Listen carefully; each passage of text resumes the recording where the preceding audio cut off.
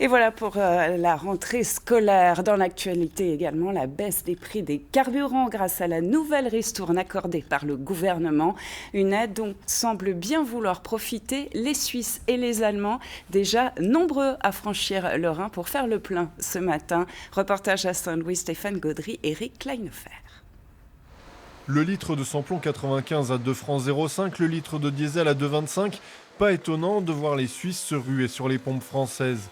Une situation inédite qui draine un flot presque ininterrompu depuis ce matin et l'entrée en vigueur de la ristourne supplémentaire financée par le gouvernement. Depuis ce matin, on n'a que ça. Ils viennent de Berne, de Zurich, ils viennent de une heure de route d'ici, 1h30. Mais plus encore que les Suisses, ce sont les Allemands, privés depuis ce matin de leurs aides sur le carburant, qui profitent de l'aubaine. Car c'est beaucoup moins cher. C'est plus rentable qu'en Allemagne. Beaucoup ? 40, 45 centimes. Une économie financée par les impôts des Français. Mais dans la longue file d'attente, les automobilistes sont philosophes.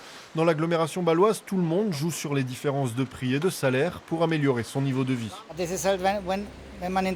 Dans cette région trinationale, les Suisses viennent, les Allemands viennent, les Français viennent acheter, les Suisses viennent acheter, les Allemands viennent pour travailler, les Français viennent travailler. C'est comme ça de part et d'autre, normalement tout s'équilibre. En ce moment, la situation est quand même extrême. On va bien chercher des voitures chez les Allemands parce qu'ils sont moins chers que chez nous. Ouais, on pourrait retourner la situation dans tous les sens, quoi. Enfin, après... ça s'équilibre, quoi. Une situation qui risque de perdurer au moins jusqu'au 31 octobre, date à partir de laquelle la remise gouvernementale va progressivement diminuer.